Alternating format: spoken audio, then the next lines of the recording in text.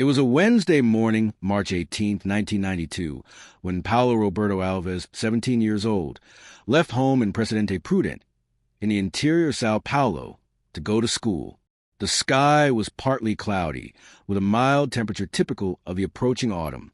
Wearing jeans, a white T-shirt, and a dark blue backpack, Paulo said goodbye to his mother, Dona Marta, with a kiss on the forehead, a gesture that would become the last physical memory she would have of her son. Paulo was the second of four brothers, a teenager described by family and friends as reserved but extremely kind. He was in his second year of high school, excelled in mathematics, and dreamed of studying civil engineering. He liked to draw house plans in his free time and helped his father, Jose, in the small carpentry shop they had at the back of the land. The lower middle-class family lived in a simple house in the Vila Nova neighborhood, on the outskirts of the city. That day, Paulo was supposed to return at 12:30. The 1.8 kilometers journey between Professor Antonio Fioravant de Manessa State School and his home was made on foot as usual. When the clock struck 3 and Paulo had not arrived, Dona Marta did not immediately worry. Sometimes he would stop at the library or chat with friends, which he would later report to investigators. But at 2:30 p.m. her son still hadn't returned, and a feeling of unease began to take hold of her. The concern turned into despair when, at 4 p.m., Mrs. Marta called the school and discovered that Paulo had not attended classes that day. Desperate, she and her husband visited all the places their son frequented: the school, the municipal library, the central square, friend houses. No one had seen him since tomorrow. At 7:47 p.m. that same day, the couple reported their disappearance at the civil police station.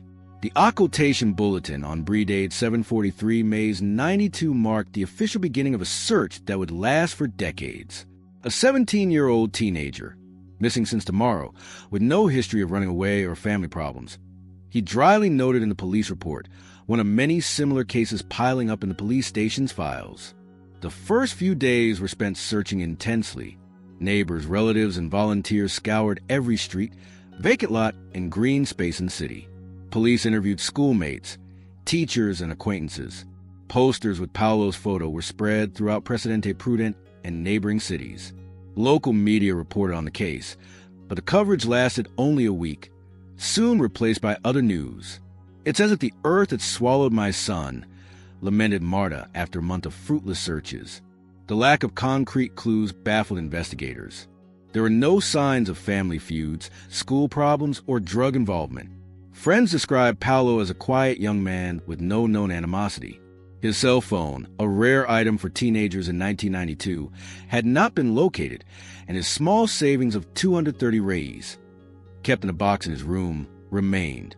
If you want to follow more cases like this, which shake up society as a whole and reveal hidden truths, subscribe to the channel so you don't miss any investigation. Investigators' first hypothesis was voluntary absconding. Statistically, this was the most common scenario in teenage disappearances.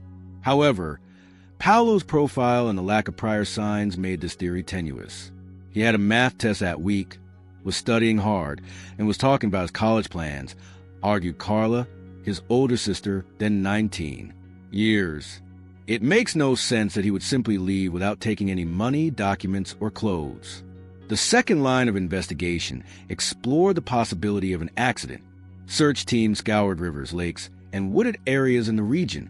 The fire department dived into the Santo Anastasio River, which runs through the city. Nothing was found. The third and most ominous hypothesis was foul play. Chief Inspector Renato Oliveira, in charge of the case, investigated possible connections with other disappearances in the region, but found no significant patterns. A witness reported seeing a teenager with similar features to Paulo getting into a dark green Monza near the school around 8 a.m. that day. The information, however, was never confirmed, and the alleged vehicle was never identified. In June 1992, 3 months after the disappearance, a seemingly promising lead emerged. A gas station attendant in Moringa, Parana, 200 kilometers from Presidente Prudente, claimed to have met a young man who looked very much like Paulo. According to his account, the teenager seemed nervous and asked about a bus to Curitiba. Investigators went to the city and analyzed security camera footage from the bus terminal, but the poor quality of the recordings prevented conclusive identification. Meanwhile, in Presidente Prudente, the Alves family's life was radically transformed. Jose abandoned his carpentry projects to dedicate himself exclusively to the search for his son. Dona Marta developed severe depression and had to be hospitalized for 2 weeks. Carla dropped out her teaching degree to help at home and care for her younger siblings, Ana X and Lucas, 12. It was like living in limbo. Carla would describe years later. We couldn't move on completely, because that would mean giving up on him. But we also couldn't stop in time, because there were bills to pay and the other children needed to keep living. In December 1992, the case briefly gained national attention when it was featured on TV Globo's Linha Dorita program. Dozens of calls reported possible sightings of Paulo in different states, but no information came to fruition. The exposure, however, prompted the federal police to include the case in the newly created missing person system, expanding the search nationwide. As the months passed, the official searches lost intensity. In March 1993, 1 year after the disappearance, the case was reclassified as inactive, although it technically remained open. For the family, however, the search never ceased. Jose traveled to more than 30 cities, following often tenuous leads. Carla created a network of contacts with other families of missing persons and non-governmental organizations specializing in the issue. In 1997, 5 years after the disappearance, a new lead emerged. A homeless man in Londrina, also in Parana, was identified by social workers as possibly being Paulo. The news rekindled the family's hope, and they immediately traveled to the city. Upon arrival, however, they discovered that the man, although physically similar, was 15 years older than Paulo and showed clear signs of long-standing mental health problems. It was yet another of the many false hopes the family would face in the following years. Each time the phone rang, played "My Heart Would Race," confessed Dona Marta in an interview with a local newspaper in 1998. Living like this is endless torture. The 2000s brought new technologies and with them new possibilities for case. In 2003, the Sao Paulo Public Security Department implemented a digital facial recognition system, and Paulo's photo was one of the first to be included in the database. That same year, the Alves family created a website dedicated to the search, sharing photos, information, and a contact email address. In 2007, the case gained new momentum when Chief of Police Marcos Uter took over as head of the Sao Paulo Missing Persons Division and decided to review old, unsolved cases. He requested the formal reopening of the investigation and ordered new steps, including collecting DNA from family members to compare with databases of unidentified bodies. "We cannot give up on these cases," Uter said at a press conference. "Each missing person represents an entire family living in constant suffering. It is our duty as a state to continue seeking answers." The new phase of the investigation revealed flaws in the initial process. Important statements had not been properly recorded, and possible connections to other cases were not explored. A particularly shocking revelation came when investigators discovered that 2 weeks before Paulo's disappearance, another teenager had reported being approached by men in a dark car near the school, but managed to escape. The police report existed, but it was never linked to Paulo's case. In 2010, his younger sister, Ana, then 33 and a journalism graduate, produced an independent documentary about her missing brother. Titled "Where is Paulo?" The film toured regional festivals and helped keep the memory and the search alive. In the documentary, she interviewed friends, teachers, and investigators, building a detailed portrait of her brother's life and personality. One of the most emotional moments in the documentary was the testimony of his mother, Mrs. Marta. "My son is not just a number in a police file. He had dreams, fears, and an infectious laugh. He loved designing houses with large gardens. He said one day he would build a house like that. For me and his father." Anna's documentary revealed a shocking statistic. Between 1990 and 2010, more than 200,000 people had disappeared in Brazil, and approximately 40,000 remain missing. Of this total, about 25% were teenagers between the ages of 12 and 18. Leave a comment. Never give up on the truth if you believe that all missing people deserve to be found. The second decade of the 2000s marked a revolution in searches for missing persons in Brazil.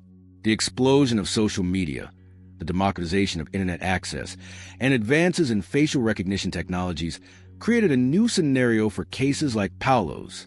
In 2012, 20 years after his disappearance, the Alves family created profiles dedicated to the search on Facebook, Twitter, and Instagram. Paulo's image, now with a digital aging projection, which showed how he might have looked at 37, circulated widely on the internet.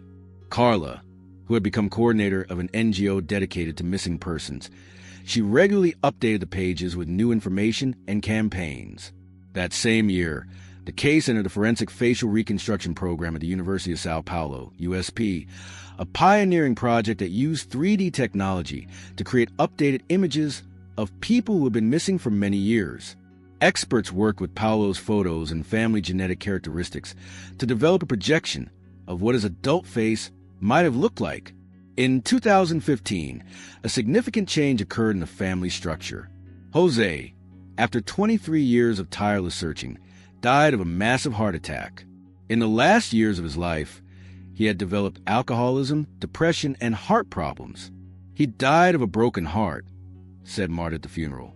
"He left without knowing what happened to our son." The loss of the patriarch deeply shook the family, but also rekindled the determination to find answers. The three siblings, Carla, Ana, and Lucas, made a pact to continue the search as long as they lived. Dona Marta, at 68, although weakened by age and grief, kept hope alive. "I feel he's alive," she repeated. "A mother knows these things." In 2018, Brazil implemented a new national system for locating and identifying missing persons, Sinalid, integrating state databases and allowing cross-referencing with records from hospitals, prisons, and shelters. The Alves family's DNA was included in the system, enabling automatic comparisons with samples collected throughout the country. During the same period, cases of people being reunited after decades of disappearance began to emerge in Brazil. Thanks to new technologies and the reach of social media, these were rare stories, but they fueled the hope of thousands of families in situations similar to the Alves. The turning point in the case occurred in April 7, 2022, exactly 30 years and 20 days after his disappearance. Ana, scrolling through Instagram during her work break, came across a photograph that stopped her in her tracks. The image showed a man of approximately 47, smiling discreetly while holding a fishing trophy in a boat. There was something about that smile, the way the corners of his mouth curved slightly upward, a small dimple on the right side, that felt painfully familiar. The photo belonged to a page dedicated to sport fishing in Florianópolis, Santa Catarina. The man was identified only as Pedro Andrade, our annual tournament champion. Ana spent hours analyzing every detail of his face, comparing to old photos of Paulo and the projection of aging. She sent the image to Carla and Lucas, who had the same unsettling impression. "It was like looking at a ghost," Ana would later describe, "a familiar ghost that carried my brother's smile."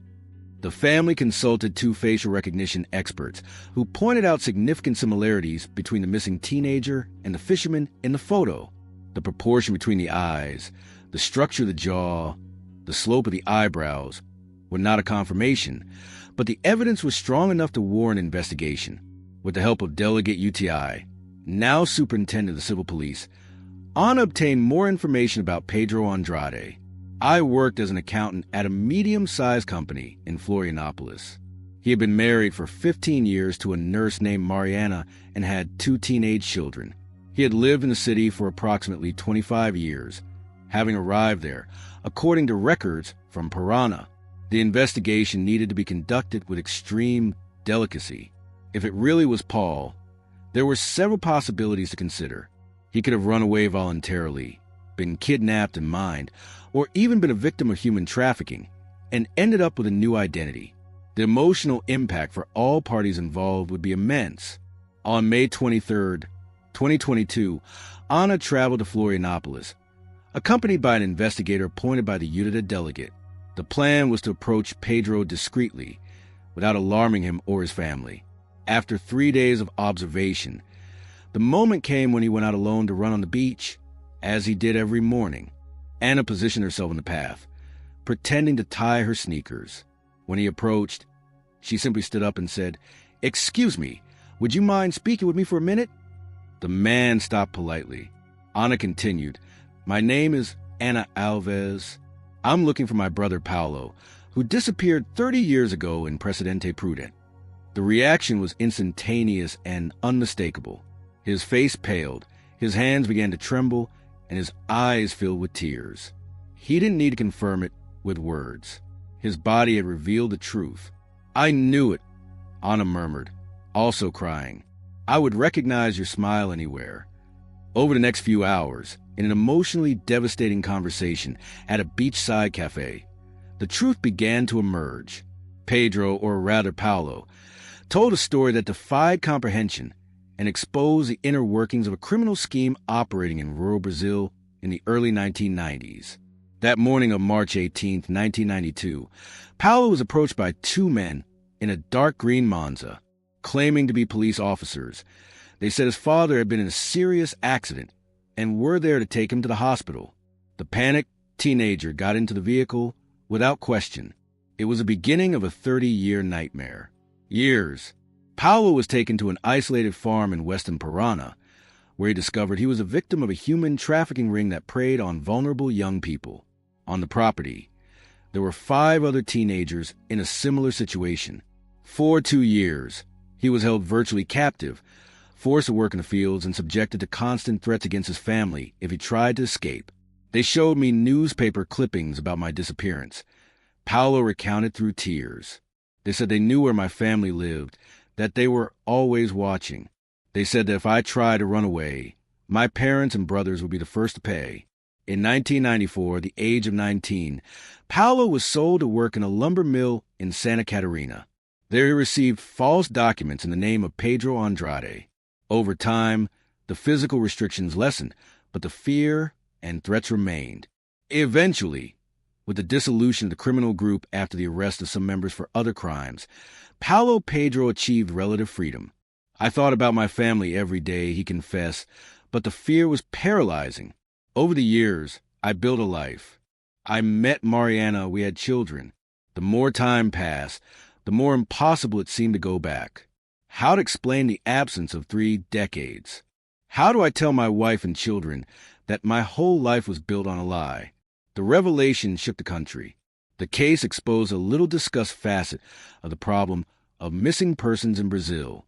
Human trafficking for forced labor, especially in agricultural and logging regions. Federal authorities have launched a broad investigation to identify other possible similar cases and those responsible for the criminal scheme. For the Alves family, the impact was devastating. The joy of reunion was mixed with the pain of the irreparable loss of 3 decades. The presence of Jose, who died without knowing the fate of his son, added an extra layer of tragedy to the case. "My father died looking for you," Ana said in one of the most emotional moments of the reunion. Dona Marta, age 75, received the news via video call.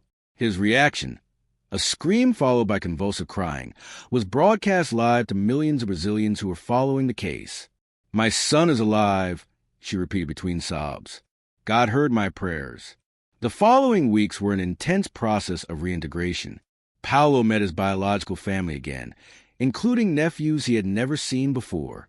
At the same time, his wife and children in Florianopolis were going through a painful process of understanding and accepting the new reality. There are 2 families now trying to figure out how to move forward from here. Carla explained in a press conference, "There's no manual for this. We are all learning every day." The case generated a wave of national solidarity. Psychologists, social workers, and family therapists offered free support to both families. An online campaign raised funds to cover travel expenses and psychological treatments. The Ministry of Justice announced the creation of a special protocol for cases of reappearance after long periods, inspired by the Alves family's experience. If you watch this far, it's because you care about these cases that mark families forever. Leave a comment saying, "I watched this far, so I can get to know you and know who truly cares about the search for the truth." Today, 2 years after the reunion, Paulo Roberto Alves lives between 2 cities and 2 families. He legally regained his original identity, but also keeps the name Pedro Andrade. under which he lived most of his life. He divides his time between Presidente Prudente, where his mother and brothers live, and Florianopolis, where he maintains his marriage and relationship with his children. The reunion didn't erase the scars of 30 years, but opened up a path to healing. Paulo began treatment for post-traumatic stress disorder and has shared his experience in lectures for organizations that work with missing persons. Of the criminals who kidnapped him, only one has been identified and is still alive. Claudio Mendez, 72, is serving an 18-year sentence for unrelated crimes.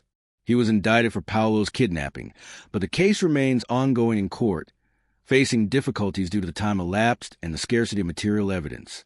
The case prompted a review of disappearance investigation protocols in Brazil. The federal police, in partnership with international organizations, implemented new guidelines that prioritize immediate searches and in-depth investigations, especially in cases involving children and adolescents. Ana turned her experience into a new documentary, A Reunion, which explores not only her brother's story but also that of other families still searching for their missing persons. Each solved case is a ray of hope for thousands of other families, she says. Our story shows that we must never give up.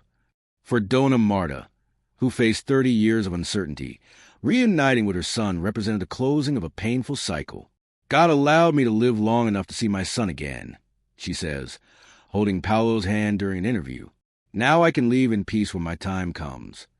The Alves case went down in history as one of the most impressive reunions recorded in Brazil, a testament both to the persistence of a family and the power of new technologies. More than that, it became a symbol of hope for the more than 40,000 Brazilian families still awaiting news of their missing loved ones. As Carla said in her speech during the public hearing on missing persons in the federal Senate, "My brother's story teaches us that as long as there's a family searching, as long as there's a photo being shared, as long as there's someone who refuses to forget, there's hope. And this hope in itself is a form of encounter." If you enjoyed this impressive story, don't forget to like it, share it with friends who value truth and justice, and subscribe to the channel for more cases that have impacted Brazil and the world. The search for truth continues. One video each. Time. Thanks for watching this far.